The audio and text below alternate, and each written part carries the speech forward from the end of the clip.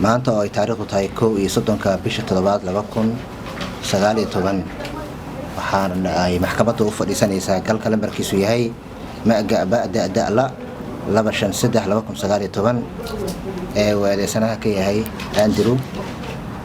maxkamaddu ay noo furan tahay. Andrew oo u dhashay England ayaa maalintan ka soo muuqday maxkamadda gobolka Banaadir. 6 bishan ayaa laga soo qabtay gudaha garoonka diyaaradaha Aadan Cadde, gaar ahaan goobta lagu hubiyo dadweynaha. xilligaasi waxa uu safar u ahaa Imaaraadka isagoo ku qornaa diyaaradda Dala Airline. Andrew ayaa ka shaqeeyay shirkadda SKA oo hore u maamuli jirtay garoonka Aadan Cadde ka hor inta aan lagu wareejin shirkadda Fafori ee laga leeyahay waddanka Turkiga. Garyaqaan Muuse Macalin Maxamed gudoomiyaha maxkamadda gobolka Banaadir ayaa ugu horeynba furay fadhiga maxkamadda waxaana fursadda ee jeedinta habraaca dacwadda la siiyay xafiiska xeer ilaalinta. Andrew Brian lagu magacaabo oo u dhashay boqortooyada UK kaasoo lagu eedeeyay inuu khalkhal geliyay amniga aeroboortka Aadan Cadde International Airport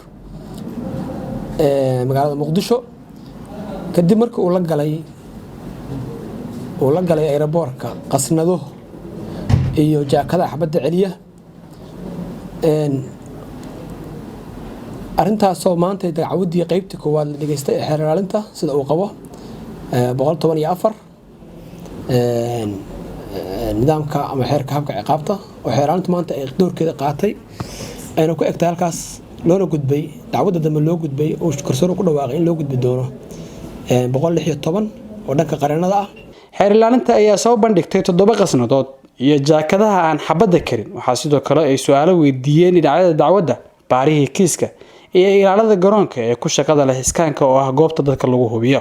alaabtan marka hore xagee saaray gaargaamaya ama midoo gacanta ku sitay agabka uu watay eedeysanaha wuxuu ka koobnaa boorsadan dabcan ayadana waxay u socotay cargo bas inta kaliya cargo u socotay. okay alaabtan cargo hadii la saaro diyaaraddu waa kadib waa gudubtay baarista waa la saaray iskeed muu qarxi kartaa dhibaato ama khatar ma abuuri kartaa maya. gudoomiyaha ayaa go'aamiyay in dib la isugu soo noqdo